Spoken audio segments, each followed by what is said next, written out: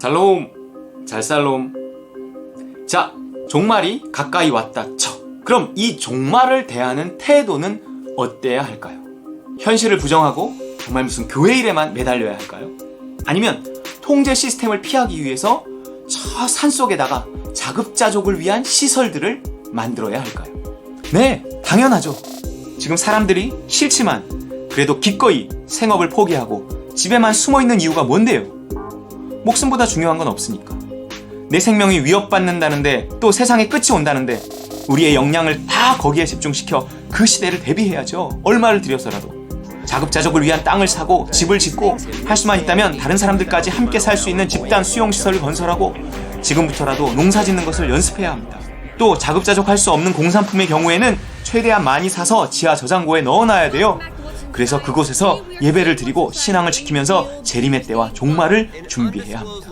지리산 벙커주택 사야죠. 이게 뭐가 잘못됐어요?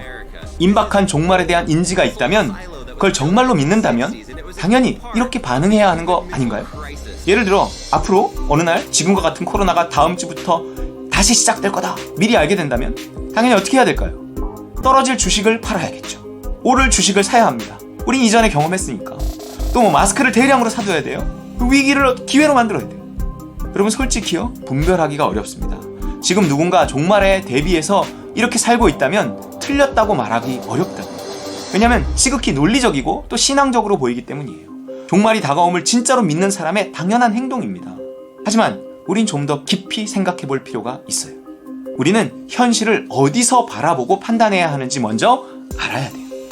시간이 지배하는 세상 나라에서 전쟁이 일어날 걸 안다든지 전염병이 퍼질 걸 안다든지 종말이 올 것을 알면 두려움이요, 나의 이성을 움직여 논리적인 대응을 하게 합니다.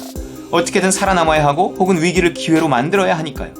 하지만 이것은 그 모습이 아무리 성경적인 것처럼 보여도 현상에 대한 이성적인 반응일 뿐이지 영적인 반응은 아니라고요.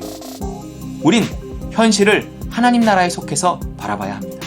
시간에 지배받지 않는, 시간을 뛰어넘은 하나님 나라에 속해서 종말을 바라보게 되면 2000년 전이든 지금이든 똑같이 느껴집니다.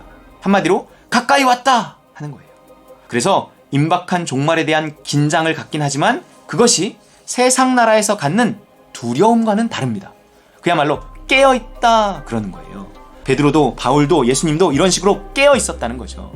그래서 그들이 곧, 종말을 곧이라고 말했던 거예요. 아무리 종말이 코앞에 다가온 증거들이 세계 곳곳에서 일어난다 해도 나는 다만 오늘을 살아가고 오늘에 순종하는 겁니다. 미래를 대비해서 논리적이고 이성적인 결정들을 하는 게 아니라 믿음에 따른 영적인 선택을 하는 거죠.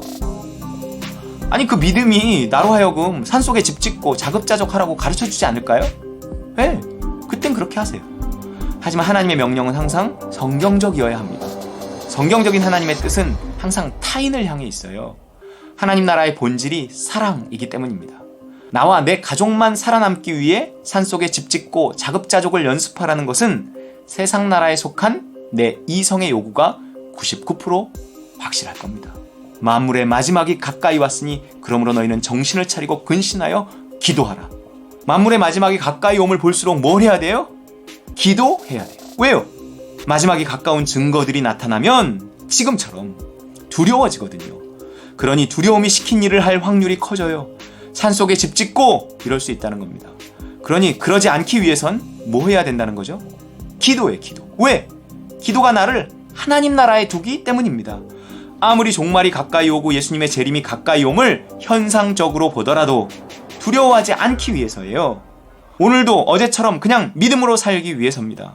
난 원래 이런 현상이 아니더라도 마치 오늘이 세상 끝날인 것처럼 담대하게 살았거든요. 결국 오늘이든 끝날이든 난 똑같이 가장 중요한 일인 복음 전파를 위해 이미 살고 있었거든요. 오늘 내게 주시는 믿음에 복종하는 것이 하나님 나라 확장을 위해 사는 길임을 믿고 마지막 날을 사는 것처럼 고난받으며 복음을 위해 오늘을 믿음으로 살아왔습니다. 그런 나에게 코로나는 무엇이며 몸에 이식한다는 베리칩은 무엇이며 전쟁은 무엇이며 죽음은 무엇인가요? 난 주인이 다시 오시는 날까지 내 하던 일을 계속할 뿐인 겁니다. 분명 주인이 가시면서 나에게 이렇게 명령하셨거든요. 그 종 열을 불러 은화 열문화를 주며 이르되 내가 돌아올 때까지 장사하라 하니라. 하던 일 하라는 거예요. 평소 삶을 하나님 나라에서 믿음으로 살던 사람이라면 무슨 일이 벌어져도 그냥 믿음으로 살면 되는 거지 두려움이 말해주는 숨바꼭질을 할 필요는 없다는 겁니다. 하지만 현재 이런 삶을 살고 있지 못하면 종말에 대한 정보만을 듣고 두려워서 우왕좌왕하다가 목사에게 이용만 당합니다. 자, 그럼 종말이 가까움을 볼수록 더욱 기도함으로 나를 하나님 나라에 두고 그 다음엔 뭘 하면 될까요? 무엇보다도 뜨겁게 서로 사랑할지니 사랑은 허다한 죄를 덮느니라. 기도하라는 말 다음에 나오는 거예요. 사랑하라는 거예요. 도망가지 말고. 어떤 사랑이요? 그 다음 9절. 서로 대접하기를 원망 없이 하고 각각 은사를 받은 대로 하나님의 여러 가지 은혜를 맡은 선한 청지기 같이 서로 봉사하라. 대접하고 봉사하라는 겁니다. 종말을 준비하는 자의 태도가 이처럼 타인을 향해 있다고요. 코로나도 마찬가지예요. 이것은 개인의 종말에 대한 위협입니다. 죽을지도 모른다는 생각이 우리를 움직여요.